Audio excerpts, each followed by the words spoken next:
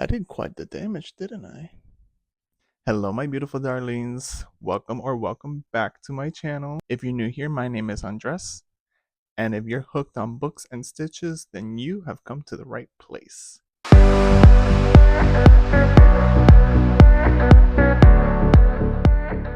Today's video, as you can see from behind me, we are going to be talking about my enormous, ridiculous, crazy book haul that I just got done in about maybe 2 to 3 visits to a bookstore. I don't know what possessed me to get so many new books, but let's get right into this video.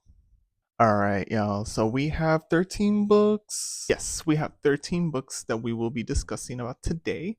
There's going to be 2 that I might not discuss too much just because one of them I'm including in a reading blog, and then another one is such a popular kind of mainstream book already that I have not gotten to because I get fearful that it's gonna be kind of boring or mainstream since everyone is always raging about it.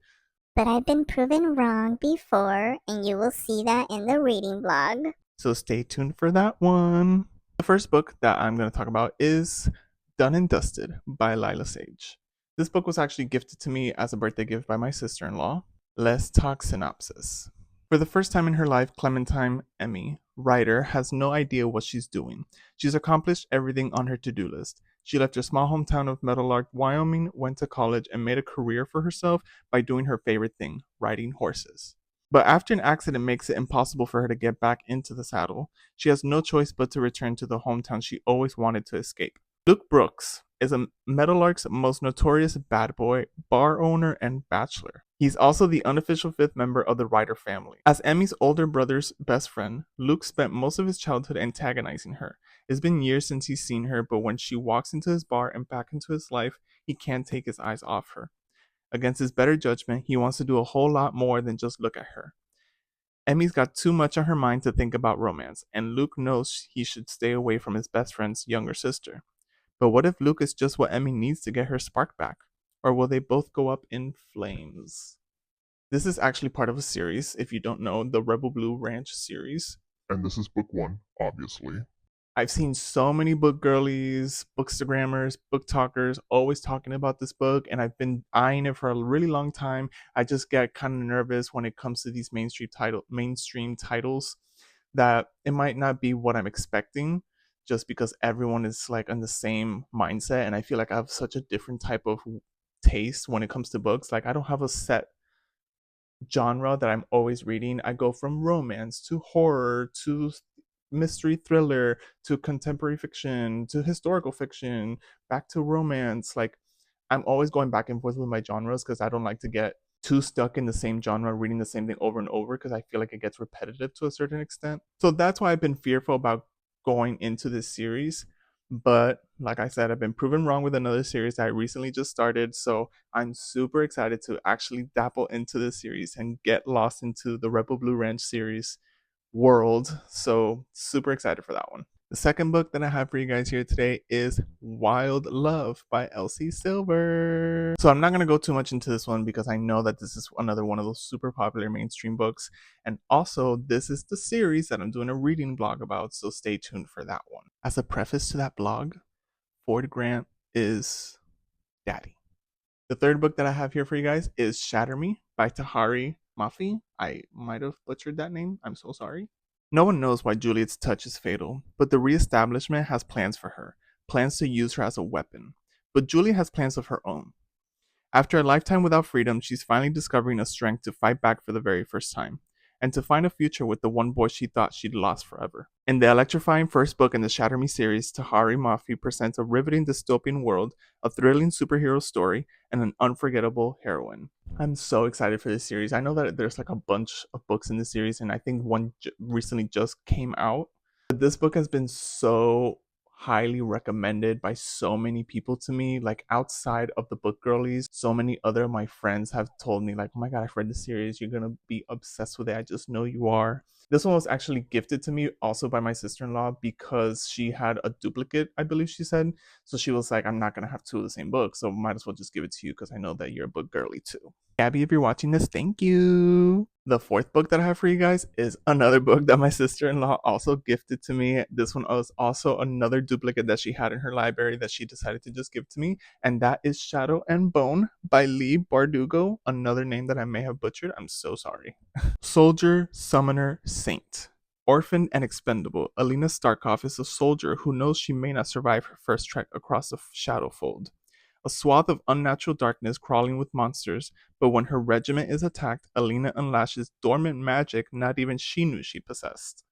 This one sounds so good, actually. I haven't really heard about this title before. My sister in law gave it to me. So I see that it's part of a Shadow and Bone trilogy. There's 3 books. So the first one is Shadow and Bone, the second one, Siege and Storm, and the last one is Run and Rising. I also see that they have a Netflix series on it. So I'm really excited to actually get into the series and then go watch the series to try to compare the two to see which one's better. Spoiler alert, the book is usually always better. Alrighty, guys. Book number 5 that I have here for you guys is One Dark Window by Rachel Gillig. This is part of the Shepherd King series. This is book 1 of the Shepherd King series.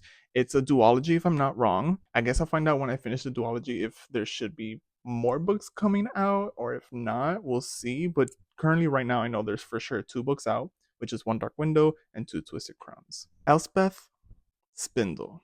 Elspeth I cannot say that. Elspeth Spindle needs more than luck to stay safe in the eerie, mist-locked kingdom of Blunder. She calls in the nightmare an ancient mercurial spirit trapped in her head. He protects her, he keeps her secrets. But nothing comes for free, especially magic. When Elspeth meets a mysterious highwayman on the forest road, her life takes a drastic turn. Thrust into a world of shadow and deception, she joins the dangerous quest to cure Blunder of the dark magic infecting it.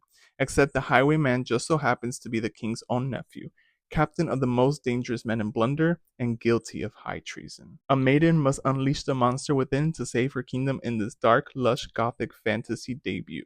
This one I've heard from other book girlies that it's kind of somewhere along the lines of involving tarot cards, I believe. So I'm really interested about that just because I've always loved like those spiritual witchy things, and to see that there's a book that might be involving like tarot cards is really cool. I need to stop looking because I might spoil something for myself.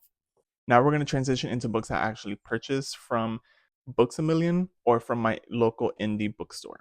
The 6th book that I have here is By a Thread by Lucy Score. I did get this one at Books A Million under the bargain section, so I got it for $5.97. Dominic was staring at me like he couldn't decide whether he loathed me or wanted to French kiss me. Dominic. I got her fired. Okay, so I had a bad day and took it out on a bystander in a pizza shop. But there's nothing demure about Ali Morales. She proves that on the first day of her new job, which just happens to be in my office. And I can't fire her because it's my mother, the CEO, who hired her. So maybe her colorful, annoying, inexplicably alluring personality brightens up the magazine's office that have felt like a prison for the past year. Maybe I like that she argues with me in front of the editorial staff. And maybe my after hours fantasies are haunted by those brown eyes and that sharp tongue. She's working herself to death at half a dozen dead end jobs for some secret reason she doesn't feel like sharing with me. And I'm going to fix it all. Don't accuse me of caring. She's nothing more than a puzzle to be solved. If I can't get her to quit working here, I can finally peel away all those layers. Then I can forget all about the dancing, beer slinging brunette. Allie. Ha! Hold my beer, charming. I'm so excited for this book. I just know that Allie is going to be such a badass bitch. And Dominic is kind of giving me asshole, but low key kind of golden retriever vibes. We're gonna see. We're gonna see. Book number 7 that I have here for you guys is First Time Caller by BK Borison. I've been so excited for this book. I got this one also at Books A Million, but this one I did pay full price for it, unfortunately. But the only reason I said F it and I bought it is because I've been eyeing this book for since it came out. Because the actual premise of the book sounds so good. It's giving like Sleepless in Seattle vibes, and I'm dying to go into this book. Aiden Valentine has a secret. He's fallen out of love with love. And as the host of Baltimore's romance hotline, that's a bit of a problem. But when a young girl calls into the station asking for dating advice for her mom, The interview goes viral, thrusting Aiden and Heartstrings into the limelight. Lucy Stone thought she was doing just fine. She has a good job, an incredible family, and a smart, slightly devious kid. But when all of Baltimore is suddenly scrutinizing her love life, or lack thereof, she begins to question if she's as happy as she believed. Maybe a little more romance wouldn't be such a bad thing. Everyone wants Lucy to find her happy ending, even the handsome, temperamental man calling the shots. But when sparks start to fly behind the scenes, Lucy must make the final decision between the radio sponsored Happily Ever After or the man in the headphones next to her. I just know that this book is going to be so good. I know that it's a little mainstream or whatever, and it might contradict what I said at the beginning of this video, but I just know I'm going to be gooped and gagged and all over this book. I just know it. I don't have a chair to like sit on, so I like sit on the floor, and I am known for having horrible posture, so I feel like throughout the video I'm like progressively like arching little by little, and then every time I pick up the next book I'm like, so please don't mind me if I'm curved or arched or whatever you call it. Just mind your business. All right, book number 8, The Dead Take the A Train by Cassandra Khaw and Richard Kadrey. Probably said those names wrong too. I got this one also at Books A Million, as you could tell. I got it under the bargain section, $5.97. Julie is a coked up, burnt out 30-year-old. Just with that line right there, I was like, yep, purchased. Whose only retirement plan is dying early. She's been trying to establish herself in the NYC magic scene, and she'll work the most gruesome gigs, exercise the nastiest demons, and make deals with the cruelest gods to claw her way to the top. But nothing can prepare her for her toughest job yet. When her best friend Sarah shows up at her door in need of help, keeping Sarah safe becomes top priority. Julie is desperate for a quick fix to break the dead-end grind and save her friend, but her power grab sets off a deadly chain of events that puts Sarah and the entire world directly in the path of annihilation. The first explosive adventure in the Carrion City duology, The Dead Take the A Train, fuses Cassandra Khaw's cosmic horror and Richard Kadrey's gritty fantasy into a full-throttle thrill ride straight into the New York's magical underbelly. That was kind of a tongue twister right there. Oh my goodness. Like I said, as soon as I read Julie is a coked up, burnt out 30-year-old, I literally grabbed the book and added to the stack. I was like, I do not need to read further. You got me. And I do see that this is part of a duology, so book 1 is this one, obviously. And I'm not seeing anywhere what is the name of book 2. So I'll add it here on screen so you guys know what book 2 is called. All right, so book number 9 that I got is The Song That Moves the Sun by Anna Bright. This is a YA fantasy book, if I'm not wrong. I also got this one at Books A Million under the bargain section for $4.97, and it's a hardcover. A hardcover for $5. Rora is tired of being afraid, exhausted by a mind that sees everything through a prism of fear. Claudia would do anything to ease her best friend's anxiety, but lately her own life has been spiraling out of control. It should be the two of them against the world, but the rest of the world has been descending into chaos too. Every day brings increasingly alarming news. Waves of accidents, surging crime statistics, natural phenomena scientists can't explain. It seems like something has seriously gone wrong with the universe. Then they meet 2 boys at a concert and discover that something has. Major and Amir come from one of 9 secret cities of the spheres, ruled by the magic of the astrological signs. They say there's a disruption in the magical symphony that maintains the balance between the worlds, and they need help. To find the source of the disharmony, Rora and Claudia will embark on a whirlwind journey of secrets, romance, and powerful truths about themselves, each other, and 2 long ago explorers named Dante and Beatrice, who were among the first to chart this course toward the stars. And then in the back it says, the stars chart our births, we choose our fates. I love that. I'm so excited about this book. I know that it's a YA and I haven't grabbed a YA book in years, I think it's been. But I'm such an astrology bitch. Like, I'm obsessed with the sun and the stars and my sign. I'm an Aries, by the way. But yeah, I'm so excited for this book just because of that astrological element. Like, I just know that it's going to hit so good.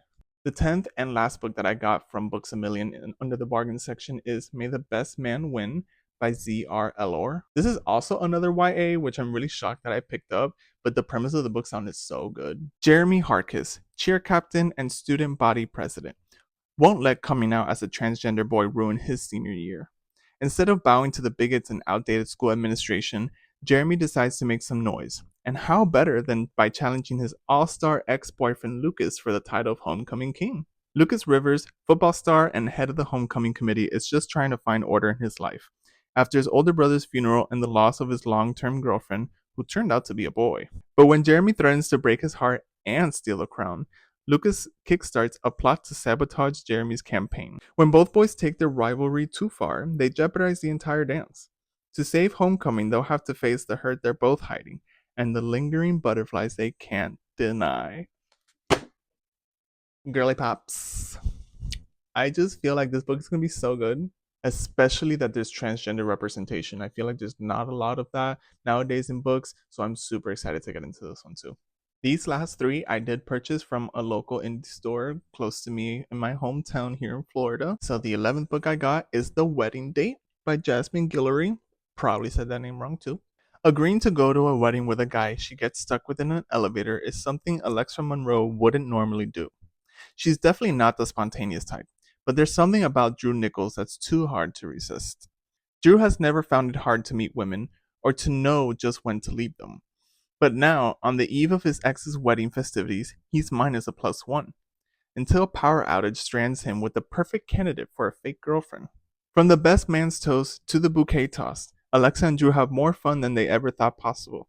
But before they know it, Drew has to fly back to Los Angeles and his job as a pediatric surgeon, and Alexa heads home to Berkeley, where she's the mayor's chief of staff, and neither of them can stop thinking about the other. They're just two high-powered professionals on a collision course toward the long-distance dating disaster of the century, or closing the gap between what they think they need and what they truly want. I love me a fake dating trope. Like, you got me every single time. I really hope that Jasmine Guillory does accomplish that fake dating trope really well, because this book sounds so promising. It sounds so good. So stay tuned for the review on this one. The 12th book that I got from my local indie store is Weather Girl by Rachel Lynn Solomon.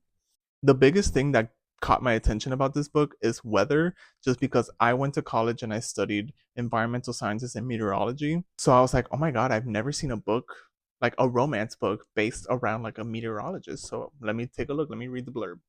Ari Abrams has always been fascinated by the weather, and she loves almost everything about her job as a TV meteorologist. Her boss, legendary Seattle weatherwoman Torrance Hale, is too distracted by her tempestuous relationship with her ex-husband, the station's news director, to give Ari the mentorship she wants. Ari, who runs on sunshine and optimism, is at her wit's end.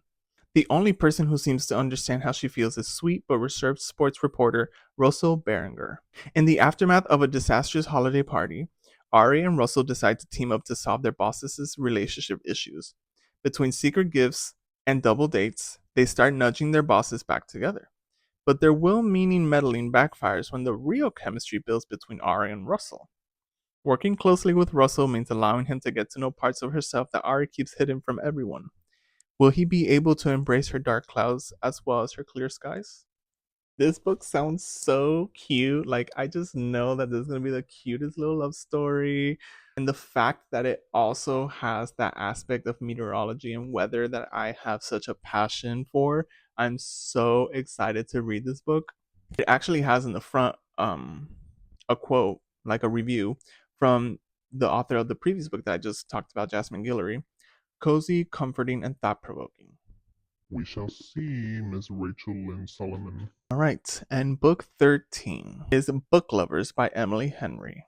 Look, I'm not going to waste y'all's time trying to tell you what the book is about, because I'm literally like 99.9999999% sure that all of you watching this already know about this book, already have read up the book, but I did finally cave and I bought my first Emily Henry book, and I decided with this one just because the premise did sound really, really good. The synopsis in the back really caught my attention. I was like, okay, wait, maybe it might be good. It might be good. Let me give it a chance. So I gotta give Emily Henry a chance. I gotta give it to her, you know?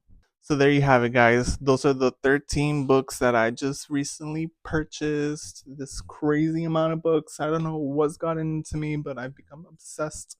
Hopefully you got some good recommendations. I know I have a couple of, mainstream books in that pile, but there are a couple different ones there that I haven't seen from like anyone really on YouTube or anywhere else. So I really hope I gave you guys some good recommendations on new books to check out. If you like this video, make sure to give it a thumbs up and to subscribe to my channel. Make sure to hit that little notification bell so you know when the next video is posted.